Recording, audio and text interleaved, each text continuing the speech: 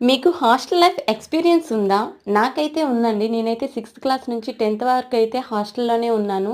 అయితే first 6థ్ class, 7థ్ క్లాస్‌లో మా అక్క ఉంది కాబట్టి నాకంత అనిపిచ్చలేదు. హ్యాపీగానే ఉన్నాను. తర్వాత తను ఎళ్ళిపోయిన తర్వాత హాస్టల్ నుంచి నాకనిపిచ్చింది ఎందుకురా బాబు హాస్టల్‌లో ఇంకెప్పుడు హిస్టరీలో హాస్టల్ అనేది ఉండకూడదు అనిపిచ్చింది. తర్వాత ఇప్పుడైతే మెమోరీస్ కొన్ని కొన్ని గుర్తు తెచ్చుకుంటూ ఉంటే అనిపిస్తూ ఉంటదనమాట.